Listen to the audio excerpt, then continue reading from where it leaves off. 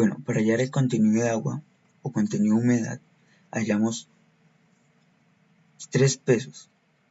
El primero de ellos fue el peso de la tara. El segundo fue el peso de la tara más la muestra húmeda. Esta muestra se llevó a un horno durante 24 horas y así obtuvimos el peso de la tara más la muestra seca. Para hallar estos pesos, para hallar el peso de la humedad, tomamos el peso de la tara más muestra húmeda menos el peso de la tara. Para hallar el peso seco, tomamos el peso de la tara más muestra seca menos el peso de la tara. Y para hallar el peso del agua, tomamos el peso húmedo menos el peso seco. Para hallar el porcentaje de humedad de esta muestra, hicimos lo siguiente. Tomamos el peso húmedo menos el peso seco sobre el peso seco y eso lo multiplicamos por 100. Así lo obtuvimos en un porcentaje. Eso lo hicimos para las tres muestras. La primera de ellas nos arrojó un porcentaje del 23.50. En la segunda nos arrojó un 28.79 y en la tercera nos arrojó un 21.09. Y así se halla el contenido de humedad para los suelos. Gracias. Bueno, ¿cómo obtener el contenido orgánico de una muestra de suelo? En la práctica de laboratorio se obtuvo el peso del crisol más la muestra seca.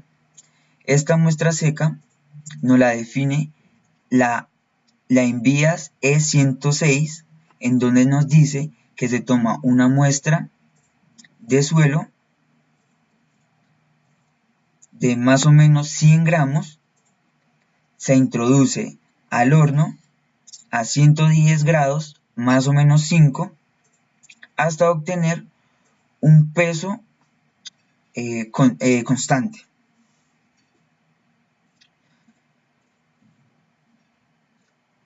Peso del crisol, se obtuvo también el peso del crisol más la muestra seca a 445 grados.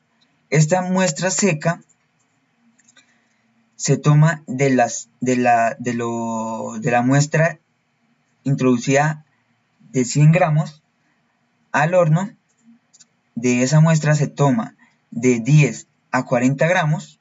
Nosotros tomamos este valor y se deja ahí durante 6 horas.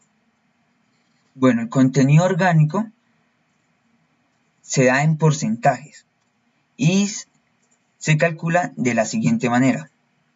Se toma el peso del crisol más la muestra seca menos el peso del crisol más la muestra seca a 445 grados sobre el peso del crisol más la muestra seca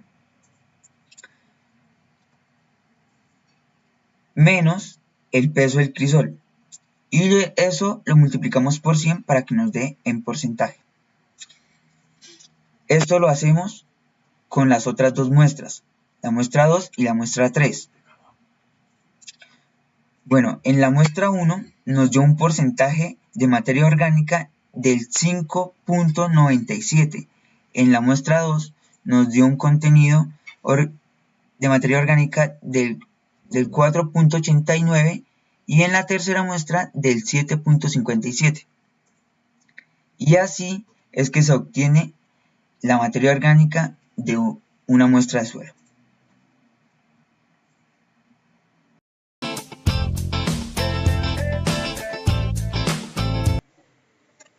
Ahora vamos a mostrarles los pasos que hicimos para el análisis granulométrico de las muestras. Primero que todo, este análisis se hizo para una muestra de cajón y para una muestra de arena. La muestra de cajón era la muestra 1, que se encontraba en el laboratorio. Primero que todo, pues en la práctica lo que se hizo fue hacer un lavado sobre el tamiz número 200. Este contenido que quedó retenido en el tamiz se recoge y se pone a secar durante un día aproximadamente. Luego de que ya está seco, lo que hacemos es hacer ya el proceso de tamizado. Y pues de este proceso de tamizado obtenemos estos valores de aquí, que son básicamente el peso que queda retenido sobre cada tamiz. Y estos fueron los juegos de tamices que utilizamos, según la norma. Posteriormente a eso, lo que hacemos es hallar un error. Ese error se halla durante la práctica, que es el peso inicial de la muestra lavada, porque después del lavado se perdió ahí un contenido que era un contenido de finos. Entonces, el peso inicial, que fue de 26.57, menos el peso final, que nos dio 26.38, sobre el peso inicial por 100. Aquí encontrábamos nuestro error y nuestro error fue el 0.72. Hay que recordar que si hay un error por encima del 1%, la práctica tenía que volverse a repetir. Con este error lo que hicimos fue corregir los pesos que quedaron retenidos, para así obtener un proceso más exacto sin pérdida de masa. Después lo que hicimos fue hallar un porcentaje, o sea, el peso representado en porcentajes sobre cada tamiz. El porcentaje acumulado también lo encontramos, que es la sumatoria de todos los porcentajes, y pues obviamente al último nos daba un 100%. Y por último pues hallamos el porcentaje que pasa. Estos porcentajes que pasan los utilizamos para encontrar el porcentaje de material. Como se puede observar, los finos son los que pasan el tamiz número 200. Principalmente, pues encontrábamos solo el porcentaje que pasó de la muestra lavada. Pero le sumamos la resta de la muestra sin lavar menos la muestra lavada, que eso sería el porcentaje de finos que pasó cuando la muestra fue lavada, para obtener un total de 33.69 gramos. Y pues en porcentaje ya teníamos que es un 56.33% de finos. Las gravas se hallan en el tamiz de 3 pulgadas y quedan retenidas en el tamiz número 4. En este caso, como se utilizó el tamiz 4 y se observa que pasó el 100%, esto quiere decir que el material no contenía gravas. Y pues las arenas es este 100% que quedó retenido menos el porcentaje, perdón, este 100% que pasó menos el porcentaje que quedaba retenido en el tamiz número 200 para encontrar las arenas. Listo. Tenemos el porcentaje de arena, de gravas y de finos. Ahora, pues, sabiendo que una muestra es una grava cuando menos del 5% del material son finos. Se sabe también que una muestra es de doble simbología cuando el porcentaje de finos está entre el 5% y el 15%. Y se sabe que es una muestra, que es una grava con contenidos de finos cuando el porcentaje está entre el 15% y el 50%. Y son finos cuando el porcentaje de finos es mayor al 50%. Como nos podemos dar cuenta, aquí el porcentaje de finos nos dio un 56%, lo cual quiere decir que nuestra muestra es un material fino. Y pues, si es un material fino, no se puede definir el tipo de material por análisis granulométrico, sino que lo que se hace es retomando el video, lo que se hace es definir el tipo de material por límites de consistencia. Por lo que en este caso nuestra muestra ya está concluida. Es un fino y por eso no hay necesidad de hacerle un análisis granulométrico. Aquí nos dio el resultado. Finos, no necesita un análisis granulométrico. Esto para la muestra de cajón. Ahora vamos con la muestra de arena. Se hace el mismo procedimiento, se encuentran unos porcentajes retenidos sobre cada tamiz, también se le hizo un lavado sobre el tamiz número 200. Y bueno, aquí encontramos los porcentajes que pasan y con respecto a estos fue que hallamos los porcentajes de gravas, arenas y finos. Igualmente que en la muestra 1 de cajón, el porcentaje que pasó, el tamiz número 4 fue un 100%. Esto quiere decir que el material no contenía gravas. Bueno, aquí podemos observar que los finos, fueron de un 15.77%. ¿Cómo sabemos si el rango está entre 15 y 50%? Es un material mal o bien gradado, grueso granular, mal o bien gradado, por lo que es necesario hacer, un análisis granulométrico, y aparte de eso, este material contiene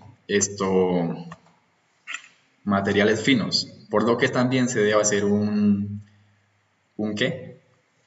análisis de límites de consistencia para definir si el material es una grava o una arena con arcillas o con finos, y si es mal gradada o bien gradada. Bueno, aquí lo que nos interesa es la granulometría. Entonces, como sabemos que se encuentra entre 15 y 50, lo que hacemos es ver ya una segunda parte. Si las gravas son mayores, quiere decir que el material son gravas. Pero aquí, en este caso, las arenas es de un 84.23%. Lo que quiere decir que nuestro suelo es una arena, simbología S. Aquí lo que hicimos fue graficar la distribución de las partículas, pues teniendo una abertura del tamiz. La escala horizontal está en formato semilogarítmico y la escala vertical está en formato aritmético. ¿Para qué nos sirve esta gráfica? Esta gráfica nos sirve para encontrar lo que son los coeficientes de curvatura y el coeficiente de uniformidad. Pero primero hallamos lo que son estos tres. Entonces, un D10 quiere decir que para un 10%, ¿cuál es el diámetro máximo que pasó? O sea, el 10%, ¿cuál es el diámetro máximo? Como podemos observar aquí, no toca la gráfica para el D10. Entonces aquí lo que se tenía que hacer era una granulometría por el hidrómetro. Como no se tienen los materiales, no se tiene el hidrómetro en el laboratorio, lo que se hace es asumir que para el D10 tenemos el tamaño del tamiz número 200, que es 0.075 milímetros. Entonces, ese es el que vamos a anotar aquí. No lo había anotado. Y ahora, para el diámetro de 30, hacemos lo mismo, nos vamos a la gráfica, vemos dónde la toca y bajamos. Entonces esto nos indica que el porcentaje es de un 0.19 aproximadamente. Aquí lo tenemos. Y el de 60 lo mismo. Está aquí, lo cruzamos y nos da un 0.32 aproximadamente. Encontramos el coeficiente de curvatura y el coeficiente de uniformidad. El coeficiente de curvatura es el de 60, o sea, este, sobre el de 10, que es este. Listo. Ahí lo tenemos. El coeficiente de curvatura es el de 30 elevado al cuadrado sobre de 60 por de 10. Y ahí obtuvimos un valor del 1.50. Para definir si la arena es mal o bien gradada, tenemos unas condiciones. Tenemos condiciones para gravas y arenas. En arenas tenemos que el coeficiente de uniformidad debe ser mayor a 6. Como podemos ver aquí, no está cumpliendo. Y que 1 debe ser menor que el coeficiente de curvatura, menor que 3. Como podemos ver aquí, pues sí está en el rango, en este rango que nos están exigiendo, pero al igual el primer criterio no cumple, por lo cual quiere decir que es una arena mal gradada.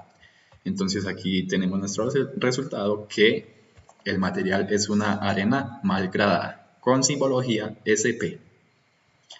Y aquí termina el análisis granulométrico.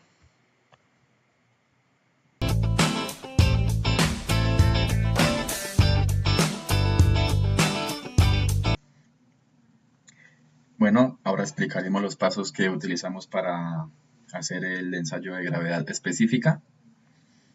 Bueno, principalmente se tuvo que calibrar el pignómetro. Utilizamos un pignómetro de 500 mililitros, el cual estaba a una temperatura con el agua destilada de 16 grados Celsius. Luego, pues basándonos, lo que se hizo fue tomar unos baños de María para encontrar varias temperaturas con diferentes pesos. Lo que hicimos fue, primero que todo, encontrar un DW que, como bien lo dice aquí, es la densidad del agua a esta temperatura. Tenemos un WA, que es la masa del pignómetro más agua a la temperatura de la calibración. Este WA se obtuvo allá en el laboratorio. Y tenemos un WF, que es la masa promedio del pignómetro seco, que nos aproxima este valor, 171.28. Para esto entonces encontramos un volumen del pignómetro que es de 497.24. Entonces ya aquí teníamos una parte para el pignómetro. Listo. Segundo, lo que hacemos es una tabla para encontrar el peso para una temperatura X. Por eso fue que se hicieron varios ensayos en el baño de María. Aquí obtuvimos unas temperaturas con las cuales pues se obtiene la densidad del agua en mililitros. Sabemos que el peso para la temperatura ambiente siempre fue el mismo. Y aquí lo que hicimos fue simplemente sumarle a este peso la densidad del agua. Aquí lo tenemos. Listo. Entonces, el paso siguiente fue, pues, ya teníamos una temperatura de ensayo, que era tomar la temperatura de la masa de suelo ya contenida en el pignómetro, tomar esa dicha temperatura. Obtuvimos que fue una temperatura de 19 grados. Bueno, entonces lo que hacemos aquí es que para esta temperatura, ¿cuál es la masa del pignómetro?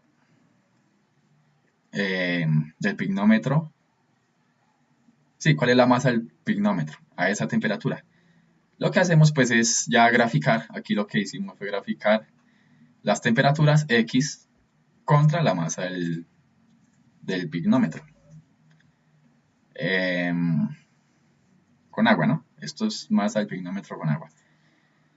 Y como pues nuestro ensayo fue 19 grados, lo que hacemos es lo mismo que hemos hecho en otros laboratorios. Vamos aquí, tocamos la línea, vemos que está justamente en un punto y nos da que la masa, el pignómetro más agua, temperatura de ensayo es 668.9986. 84. Perdón, sí, 84.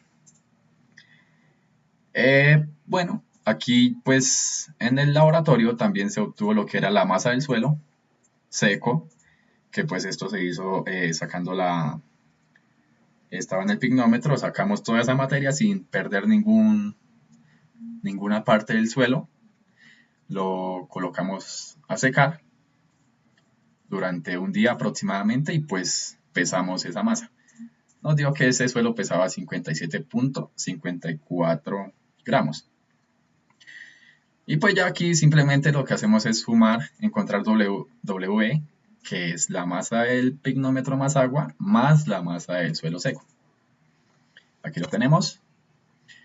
También tenemos un K, que este es un coeficiente de corrección, bueno, no recuerdo bien, pero este está en la tabla, en una tabla, que nos daba igual a 1 para 20 grados.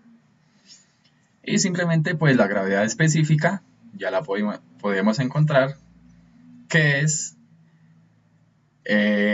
una división ¿de qué? De la suma del peso más el K, esto pues sobre la suma del peso más la masa del pignómetro más agua más el suelo menos la masa del pignómetro más el agua. Esto es a temperatura del ensayo ya. Pues nos dio una gravedad específica de 0.509. Los decimales se los debo, los colocaré en el video porque la verdad no lo recuerdo. O sea, las unidades de la gravedad específica. Aunque creo que aquí las tenemos. Aquí. No, la verdad tampoco tiene las unidades. Pero a lo que quiero llegar es que este resultado no fue preciso, ya que con el ensayo de granulometría de límites de consistencia, sabemos que nuestro suelo era una arcilla de baja plasticidad. Y pues aquí en una tablita que tenemos de una página del constructor civil, para limos son masas inorgánicas porque también demostramos que tenía muy poco contenido de masa orgánica. Lo que aquí para arcilla.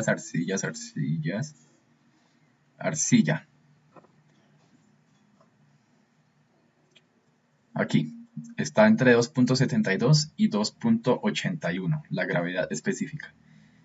A nosotros nos dio un valor, la verdad, muy por debajo. Lo que quiere decir, pues, básicamente, esto se da, creo yo, en el procedimiento que se hace primero para calibrar el pignómetro. Allá en laboratorio, pues, hubo muchos inconvenientes. También de pronto no se hizo el proceso correcto.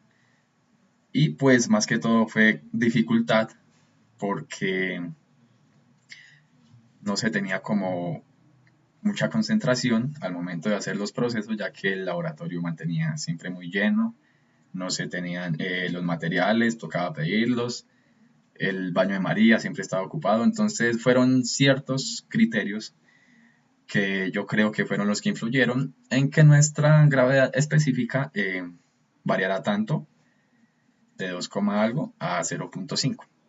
Bueno, aquí tenemos ya los cálculos y no era más.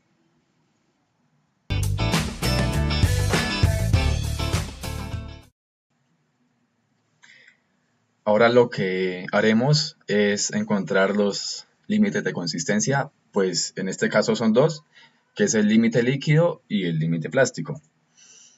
Bueno, vamos a explicar cómo se hace el procedimiento para encontrar estos dos límites.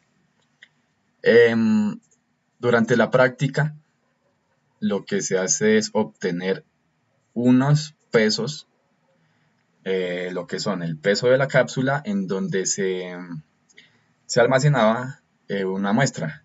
Hay que tener en cuenta que para el límite líquido se tenían 3 pesos pues dependían según el número de golpes en los que se cerró la masa de la muestra en la cuchara de Casagrande.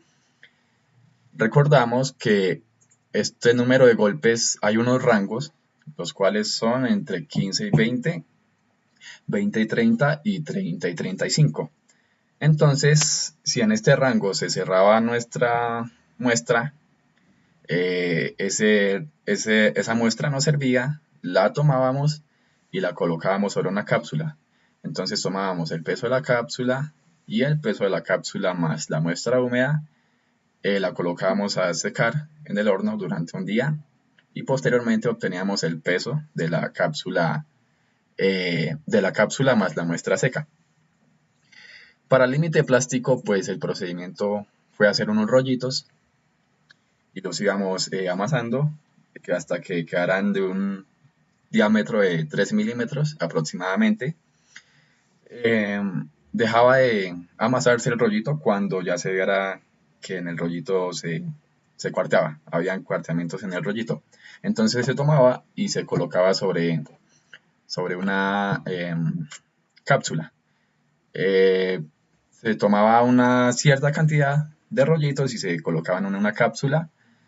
Luego de eso, pues lo mismo, se tomaba el peso húmedo de la muestra más la cápsula, se colocaba a secar durante un día y pues posteriormente se sacaba el peso seco de la muestra más la cápsula. Entonces, pues básicamente esos fueron los datos que obtuvimos. Aquí podemos ver que tenemos el peso de la cápsula, esto en este caso para el límite líquido, que fue 27, 25 y 23.83. Tenemos el peso de la cápsula más la muestra húmeda, aquí tenemos los valores, y tenemos el peso de la cápsula más la muestra seca, aquí tenemos los valores. Ya con estos datos, igual para límite plástico y límite líquido, podemos hacer ya los respectivos cálculos. El peso del agua se obtiene, pues primero que todo, obteniendo el peso de la muestra húmeda, que sería esto, peso de la cápsula más muestra húmeda menos el peso de la cápsula, restándole pues lo que sería el peso seco de la muestra, que sería el peso de la cápsula más la muestra seca menos el peso de la cápsula. De este modo obtenemos lo que es el peso del agua. Obtenemos el peso de la muestra seca, que es restarle el peso de la cápsula más la muestra seca, restarle el peso de la cápsula. Y pues ya aquí lo que hallamos es un contenido de humedad ya expresado en porcentaje, que es pues el peso del agua dividido entre el peso de la muestra seca por 100, para dejarlo expresado en porcentajes. Esto para 34 golpes, ¿no? Pues para 23 y 16 golpes, que fue lo que se obtuvo en la práctica, se hace el mismo procedimiento, obteniendo un porcentaje del 33.92% y un 35.57% de contenido de humedad. Aquí en el límite plástico, pues se hicieron dos ensayos. Lo mismo, se obtuvo unos pesos de las cápsulas con las muestras, se halló un contenido de agua y posterior a esto se halló el porcentaje de humedad en cada una de las muestras. Para este límite plástico simplemente se hace un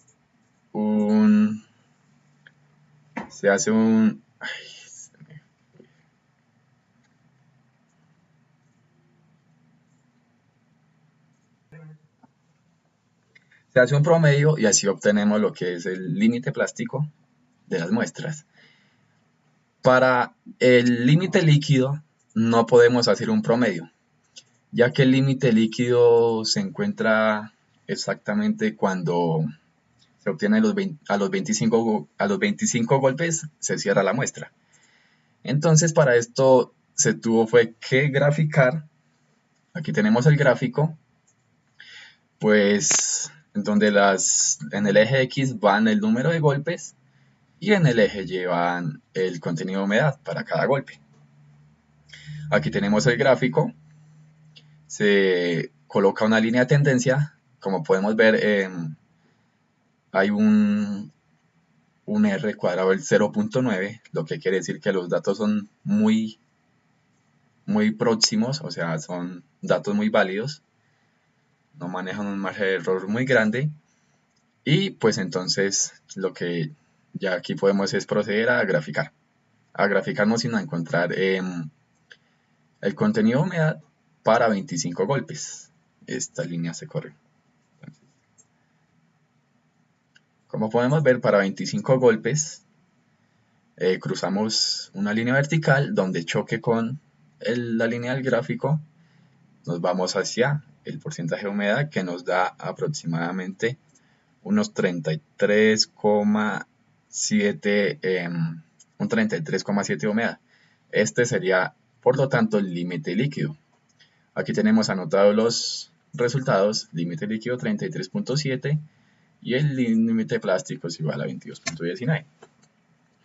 El índice de plasticidad es simplemente la resta del índice líquido, del límite líquido menos el límite plástico. 11,51 nos dio. Listo. Ahora, pues ya con estos datos del límite líquido y del índice de plasticidad, nos vamos a lo que es el gráfico de Casagrande, que es este, el cual nos va a permitir con estos dos datos encontrar en qué punto de la gráfica se encuentra y poder decir el nombre de la muestra que fue ensayada. Esta muestra es básicamente una continuación de lo que se hizo en granulometría. Como podemos ver, es para el cajón 1. En el ensayo de granulometría pudimos definir que la muestra no, o sea, que el tipo de material no se podía definir por granulometría, por lo cual se tenía que hacer límites de consistencia, que es justamente lo que estamos haciendo ahora. Por límites de consistencia ya podemos definir el tipo de muestra, que pues lo que se sabe es que es un fino, y ahora tenemos que definir si es una arcilla o un limo de alta o baja plasticidad. Bueno, para esto entonces aquí tenemos la carta de Casagrande y aquí podemos colocar los datos de lo que es el límite líquido y el índice de plasticidad. Con el límite líquido pues vamos a anotar el valor 33,7 para el límite líquido, 33,7. Como pueden ver, este puntico se va moviendo a medida que uno va cambiando los datos, y el índice de plasticidad es de un 11,51%. Entonces lo colocamos aquí, 11,51, y ya encontramos lo que es la ubicación de nuestro punto en el gráfico de Casagrande. Bueno, aquí como podemos ver, de 50 en adelante puede ser un material de alta plasticidad y de 50 hacia abajo es un material de baja plasticidad. Igual por esta línea, que es la línea A, si no estoy mal, los materiales que se encuentren por debajo de esta línea son limos, y los materiales que se encuentren por encima de esta línea son arcillas o también orgánicos, igual abajo, limos o orgánicos, materiales orgánicos. Entonces ahora sí pues ya podemos definir el tipo de muestra que teníamos. Como está por encima de esta línea, la verdad está muy cercana, casi que tocándola, podemos deducir que es una arcilla. Y como está por debajo de esta línea, que es la línea que define si es de alta o baja plasticidad, podemos ver que esta es menor que 50, lo que quiere decir que es una arcilla de baja plasticidad. Pues este gráfico también tiene lo que es media, lo que podría concluir pues que es una arcilla de plasticidad media. No tengo muy claro el concepto, pero más enfocado a lo que se dijo en la clase es una arcilla de baja plasticidad. Y pues aquí, como podemos observar, ya tenemos lo que es la simbología, es un fino. Más específicamente ya se pudo definir el tipo de material, que es una arcilla de baja plasticidad. Y pues así ya concluimos este video para límites de consistencia. Bueno, ¿cómo hallar el límite de contracción? En la práctica de laboratorio obtuvimos el peso húmedo del suelo, el peso seco del suelo, y con eso nos basamos para hallar el límite de contracción. Bueno, el peso húmedo del suelo lo hallamos tomando el peso húmedo menos el peso del recipiente vacío. En este caso está denotado como W1. El peso del suelo seco lo hallamos con el peso obtenido, peso final, menos el peso del recipiente vacío, y está denotado como W2. Con estos pesos hallamos la humedad. La humedad la hallamos de la siguiente manera. Tomamos el peso húmedo del suelo menos el peso seco del suelo dividido sobre el peso seco y lo multiplicamos por 100 para que nos dé en porcentajes.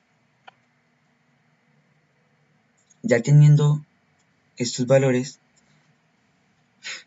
vamos a hallar el límite de contracción. Antes de eso, voy a explicar estos valores